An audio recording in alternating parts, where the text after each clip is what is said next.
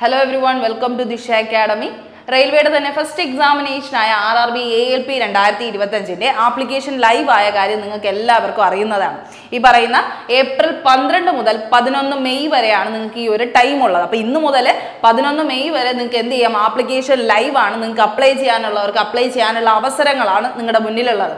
അപ്പോൾ ALP എന്ന് പറഞ്ഞാൽ നിങ്ങൾക്ക് അറിയാം, ലോക്കോ പൈലറ്റിന്റെ എക്സാമിനേഷൻ ആണ് അല്ലേ. ലോക്കോ പൈലറ്റ് എക്സാമിനേഷൻ ആണ് നമ്മുടെ ടെക്നിക്കൽ വിഭാഗത്തിൽ വരുന്ന ഒരു എക്സാം ആണ് ഏതെന്ന് പറയുന്നത് RRB ALP എന്ന് പറയുന്നത്. അപ്പോൾ അതിൽ എല്ലാവരും അറിയുന്ന ഏറ്റവും പ്രധാനപ്പെട്ട ഒരു ഡൗട്ടാണ് എഡ്യൂക്കേഷണൽ ക്വാളിഫിക്കേഷൻ എന്നുള്ള കാര്യം. അപ്പോൾ ആ ഒരു ടോപ്പിക്കാണ് നമ്മൾ ഇന്ന് ഡിസ്കസ് ചെയ്യാനായിട്ട് ഉദ്ദേശിക്കുന്നത്. നിങ്ങൾക്കറിയാം, ഡീറ്റെയിൽഡ് നോട്ടിഫിക്കേഷൻ ഒക്കെ നിങ്ങൾ കണ്ടു കാണും. പക്ഷെ എല്ലാവർക്കും വേണ്ടതായിട്ടുള്ള കുറച്ച് കാര്യങ്ങളുണ്ട് അല്ലേ. എഡ്യൂക്കേഷണൽ ക്വാളിഫിക്കേഷൻ, ഏജ് ലിമിറ്റ്, ഏതൊക്കെ കാസ്റ്റ് സർട്ടിഫിക്കറ്റ്സ് വേണമോ എന്നൊക്കെ ഉള്ള കാര്യങ്ങൾ, പല പല ഡൗട്ട്സുകൾ നിങ്ങളുടെ മൈൻഡിൽ ഉണ്ടായിരിക്കും. അപ്പോൾ അതിൽ ഓരോ ഡൗട്ട്സ് നമ്മൾ എടുത്തിട്ടായിരിക്കും ഇനി തൊട്ടുള്ള വീഡിയോസ് ചെയ്യുന്നത്. അപ്പോൾ നിങ്ങൾക്ക് എന്തെങ്കിലും ഡൗട്ട്സ് നിങ്ങളുടെ മൈൻഡിൽ ഉണ്ടെങ്കിൽ അതൊക്കെ കമന്റ് സെക്ഷനിൽ അറിയിക്കാവുന്നതാണ്. നമ്മൾ വീഡിയോ ആയിട്ട് ചെയ്യുന്നതാണ് കേട്ടോ.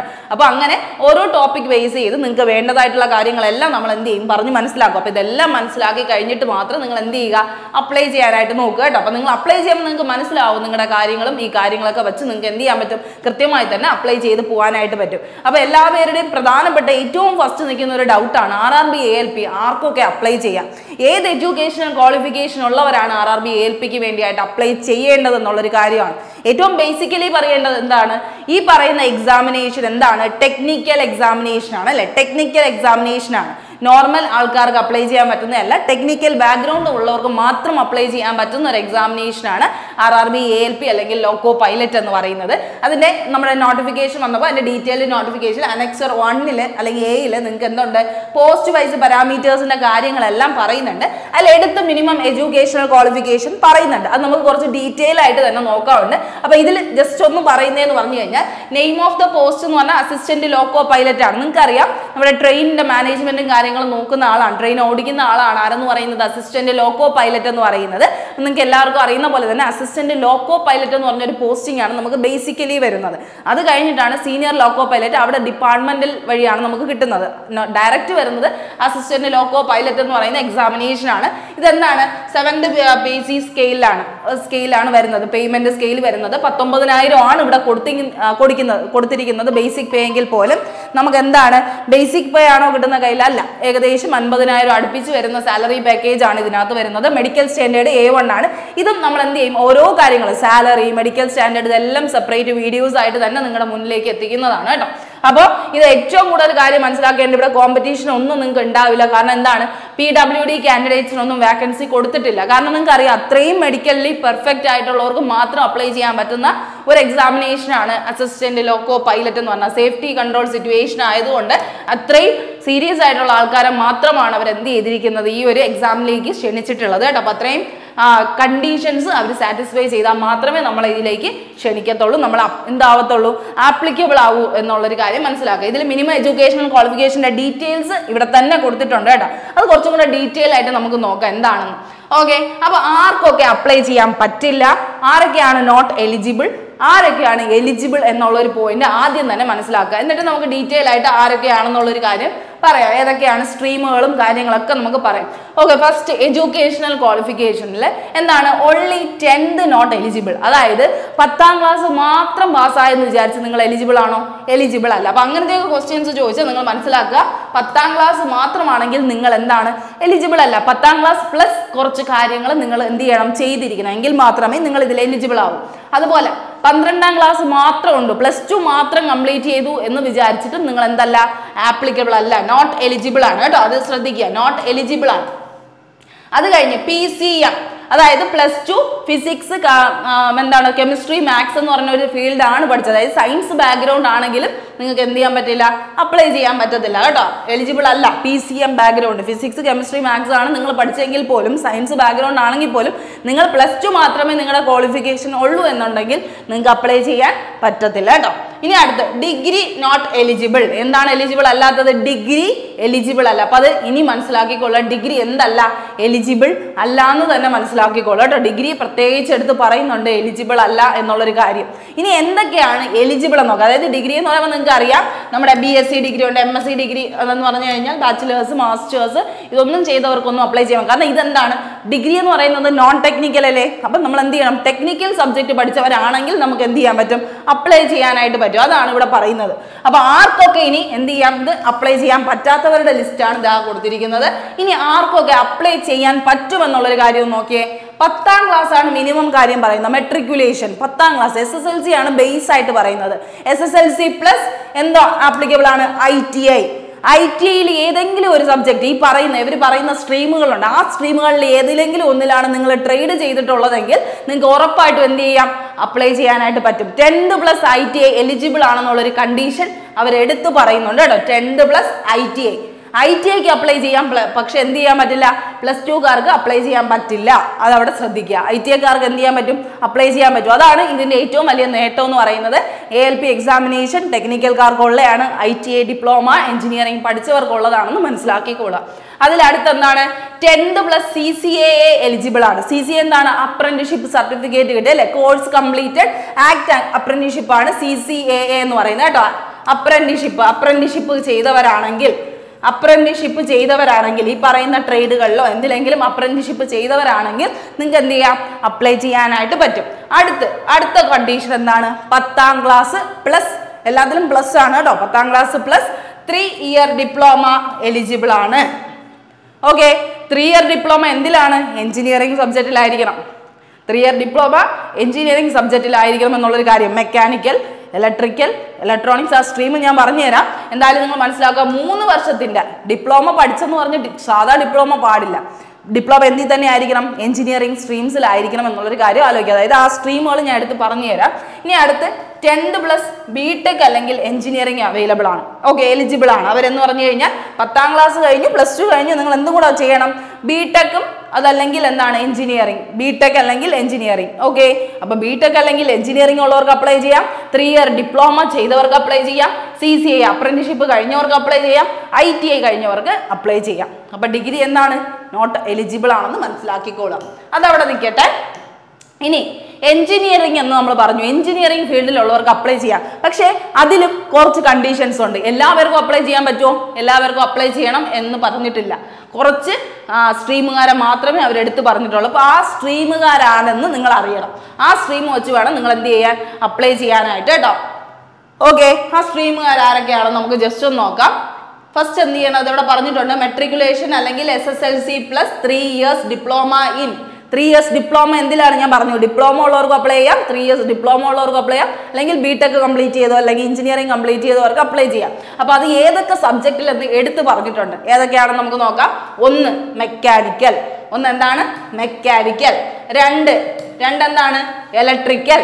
1 മെക്കാനിക്കൽ, 2 ഇലക്ട്രിക്കൽ, 3ാമത്തെ എന്താണ് ഇലക്ട്രോണിക്സ്, 3ാമത്തെ എന്താണ് ഇലക്ട്രോണിക്സ്, 4ാമത്തത് ഓട്ടോമൊബൈൽ എഞ്ചിനീയറിംഗ്. അപ്പൊ 4 സബ്ജക്റ്റേ പറയുന്നുള്ളൂ. Mechanical, electrical, electronics, automobile. അങ്ങനെ 4 സബ്ജക്റ്റിന്റെ എഞ്ചിനീയറിംഗ് മാത്രമേ പറയുന്നുള്ളൂ. എടുത്തു പറയാം, സിവിലിന് അപ്ലൈ ചെയ്യാൻ പറ്റില്ല, കമ്പ്യൂട്ടർ സയൻസ് എഞ്ചിനീയറിംഗിന് അപ്ലൈ ചെയ്യാൻ പറ്റില്ല. സിവിലിനും അപ്ലൈ ചെയ്യാൻ പറ്റില്ല, കമ്പ്യൂട്ടർ സയൻസ് എഞ്ചിനീയറിംഗിനും അപ്ലൈ ചെയ്യാൻ പറ്റില്ല. ഏത് ഫീൽഡുകാർക്ക് മാത്രമേ പറ്റുള്ളൂ, മെക്കാനിക്കൽ, ഇലക്ട്രിക്കൽ, ഇലക്ട്രോണിക്സ്, ഓട്ടോമൊബൈൽ കേട്ടോ. നമ്മൾ ഒരുപാട് പേർ ചോദിക്കുന്നു, ഗൂഗിളിലൊക്കെ അടിച്ച് നോക്കുമ്പോൾ നമുക്ക് അറിയാൻ പറ്റുന്നത് എന്താണ്, കെമിക്കൽ എഞ്ചിനീയറിംഗും പെട്രോൾ എഞ്ചിനീയറിംഗിനും ഒക്കെ അപ്ലൈ ചെയ്യാൻ പറ്റുമെന്നാണ്. പക്ഷേ ഇവരിവിടെ ഇത് പറഞ്ഞിട്ടില്ല. അതായത് ALPയുടെ ഒഫീഷ്യൽ നോട്ടിഫിക്കേഷനിൽ എന്ത് ചെയ്തിട്ടില്ല, അത് എടുത്ത് പറയുന്നില്ല. പക്ഷെ അവർ പറയുന്ന ഒരു കാര്യമുണ്ട്, ഇവിടെ പറയുന്നുണ്ട്, കോമ്പിനേഷൻ ഓഫ് വേരിയസ് സ്ട്രീംസ്. അതായത് ഈ 4 സ്ട്രീം ഉണ്ടല്ലോ, മെക്കാനിക്കൽ, ഇലക്ട്രിക്കൽ, ഇലക്ട്രോണിക്സ്, ഓട്ടോമൊബൈൽ, ഈ 4 സ്ട്രീമിൽ കമ്പൈൻ ചെയ്ത് എന്തെങ്കിലും നിങ്ങൾ ചെയ്തിട്ടുണ്ടോ? അതായത് ഈ പറയുന്ന പോലെ എന്താണ് ഇലക്ട്രോണിക്സ് ആൻഡ് കമ്മ്യൂണിക്കേഷൻ, അല്ലെങ്കിൽ വേറെ എന്തെങ്കിലും ഇലക്ട്രിക്കൽ റിലേറ്റഡ് ആയിട്ടുള്ള എന്തെങ്കിലും സബ്ജക്റ്റ്, അതൊക്കെ മിക്സ് ചെയ്താണ് എന്തെങ്കിലും ഈ ഒരു സാധനത്തിന്റെ, അതായത് ഈ ഒരു പേര് എവിടെയെങ്കിലും നിങ്ങൾ കാണണം. നിങ്ങൾ പഠിച്ചതിൽ നിങ്ങളുടെ ഈ ഒരു ഒരു പേപ്പർ അല്ലെങ്കിൽ നിങ്ങളുടെ സബ്ജക്റ്റുമായിട്ട് നിങ്ങളുടെ ആ ഒരു ടൈറ്റിൽ എന്തുമായിട്ട് റിലേറ്റ് ചെയ്ത് നിൽക്കണം? ഈ പറയുന്ന 4 ഫീൽഡുമായിട്ട് റിലേറ്റ് ചെയ്ത് നിൽക്കണം. ഒന്നീ മെക്കാനിക്കലായിട്ട് റിലേറ്റ് ചെയ്യണം, ഇലക്ട്രിക്കലായിട്ട് റിലേറ്റ് ചെയ്യണം, ഇലക്ട്രോണിക്സ് ആയിട്ട് റിലേറ്റ് ചെയ്യണം, അല്ലെങ്കിൽ ഓട്ടോമൊബൈലായിട്ട്. അപ്പോൾ ഈ ഒരു 4 സ്ട്രീമിന്റെ ഒരു ഭാഗമായിട്ടാണ് നിങ്ങൾ പഠിച്ച സ്ട്രീം വരുന്നതെങ്കിൽ നിങ്ങൾക്ക് എന്ത് ചെയ്യാം? അപ്ലൈ ചെയ്യാൻ പറ്റും കേട്ടോ. അതായത് ഇലക്ട്രോണിക്സ് റിലേറ്റഡ് എന്തെങ്കിലും സബ്ജക്റ്റ് ആണ്, പവർ ഇലക്ട്രോണിക്സ് അങ്ങനെയൊക്കെ എന്തെങ്കിലും ആണ് ചെയ്തെങ്കിൽ നിങ്ങൾക്ക് അപ്ലൈ ചെയ്യാം എന്ന് മനസ്സിലാക്കിക്കോളാം.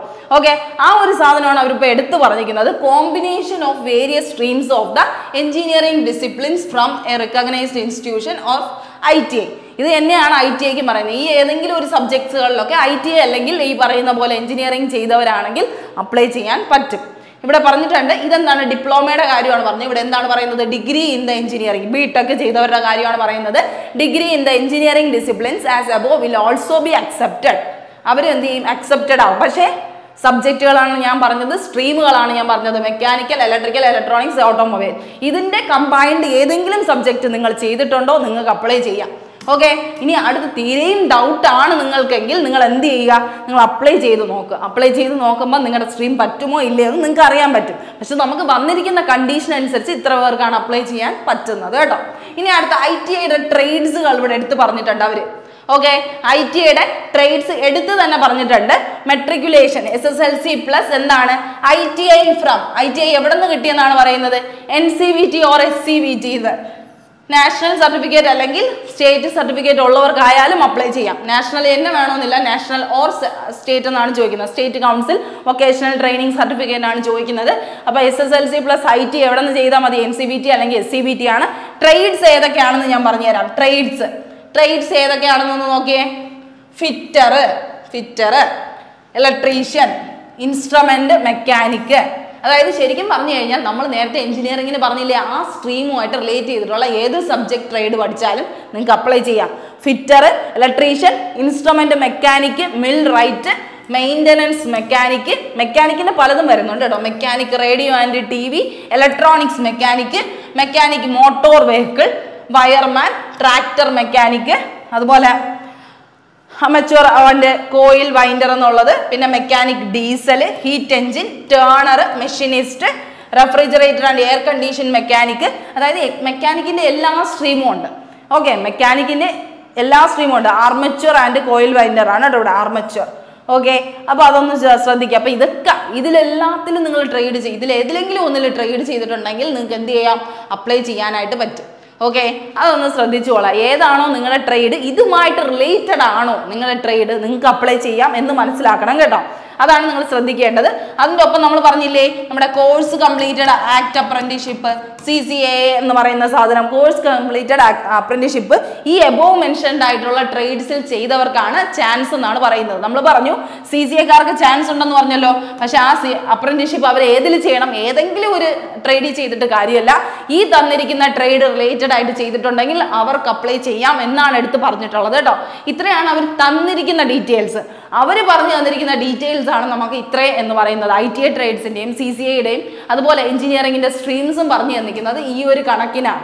ഓക്കെ, അപ്പോൾ അതാണ് നിങ്ങൾ ശ്രദ്ധിക്കേണ്ടത്. നിങ്ങളുടെ എഡ്യൂക്കേഷണൽ ബാക്ക്ഗ്രൗണ്ട് ഈ ഒരു റിലേറ്റഡ് ഫീൽഡിൽ നിന്നാണ് വന്നിരിക്കുന്നതെങ്കിൽ നിങ്ങൾക്ക് ധൈര്യമായിട്ട് ഇതിന് അപ്ലൈ ചെയ്യാം. ALPക്ക് വേണ്ടിയായിട്ട് അപ്ലൈ ചെയ്യാം. ഇനി നിങ്ങൾക്ക് ഇനിയും ഡൗട്ട്സുകൾ ഉണ്ടെങ്കിൽ നിങ്ങൾ മനസ്സിലാക്കേണ്ടത്, നിങ്ങൾ അന്ന് ജസ്റ്റ് ഒന്ന് അപ്ലൈ ചെയ്ത് നോക്കുക. എന്തായാലും ലാസ്റ്റ് അല്ലേ പേയ്മെൻറ്റ് പ്രൊസീജിയർ. നിങ്ങൾ അപ്ലൈ ചെയ്യുമ്പോൾ നിങ്ങൾ എലിജിബിൾ ആണോ അല്ലേ എന്ന് അവരെന്ത് ചെയ്യും? ചിലപ്പോൾ ടിക്ക് ചെയ്ത് തരും. ഇല്ലെങ്കിൽ നിങ്ങൾക്ക് എലിജിബിൾ അല്ലെങ്കിൽ എലിജിബിൾ അല്ല എന്ന് പറയും. എന്നാലും ഇത്രയും ആൾക്കാർക്ക് അപ്ലൈ ചെയ്യാൻ പറ്റുമെന്ന് തന്നെ നിങ്ങൾ മനസ്സിലാക്കിക്കൊള്ളുക. കോമ്പിനേഷൻ സബ്ജക്റ്റ് വരുന്നവർക്കും അപ്ലൈ ചെയ്യാൻ പറ്റും കേട്ടോ. അതാണ് നിങ്ങൾ ശ്രദ്ധിക്കേണ്ടത്. അപ്പോൾ ഇത്രയുമാണ് അവർ എടുത്തു പറഞ്ഞിരിക്കുന്ന സബ്ജക്ട്സുകളെന്ന് മനസ്സിലാക്കി നിങ്ങൾ അതിനനുസരിച്ചിട്ടുള്ള പ്രിപ്പറേഷൻസ് ചെയ്യുക, മുന്നോട്ട് പോകാനായിട്ട് നോക്കുക. ഓക്കെ, അപ്പോൾ നിങ്ങൾ ശ്രദ്ധിക്കുക. റെയിൽവേ ALPയുടെ നോട്ടിഫിക്കേഷൻ ലൈവ് ആയെന്നുള്ളൊരു കാര്യം നമ്മൾ എടുത്തു പറഞ്ഞതാണ്. അപ്പോൾ ഈ പറയുന്ന 12 ഏപ്രിൽ തൊട്ട് സ്റ്റാർട്ട് ആയിട്ടുണ്ട്. എടുത്ത് ചാടിക്കയറി നിങ്ങൾ അപ്ലൈ ചെയ്യണമെന്നുള്ളൊരു കാര്യമല്ല. എല്ലാം മനസ്സിലാക്കി എല്ലാ സർട്ടിഫിക്കറ്റ്സും റെഡി ആക്കിയിട്ട് മാത്രം അപ്ലൈ ചെയ്താൽ മതി. പക്ഷെ നിങ്ങൾ സ്റ്റാർട്ട് ചെയ്യേണ്ട ഒരു ഏറ്റവും പ്രധാനപ്പെട്ട കാര്യം എന്താണ്? നിങ്ങളുടെ പ്രിപ്പറേഷൻസ് ആണ്. നിങ്ങൾ പഠിച്ചു തുടങ്ങേണ്ടത് ഏറ്റവും എത്രയാണ്?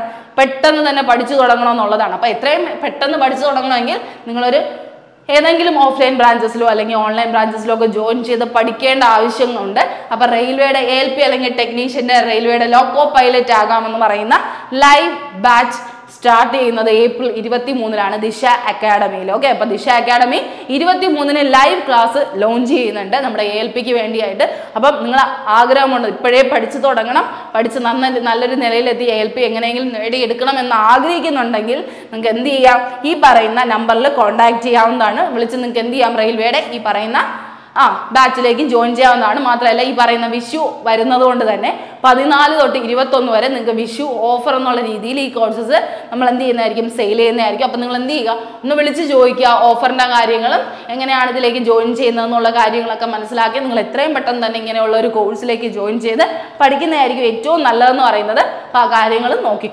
നോക്കിക്കോളുക. അപ്പോൾ എല്ലാ പേർക്കും നല്ലൊരു ദിവസം ആശംസിക്കുന്നു. All the best. Thank you.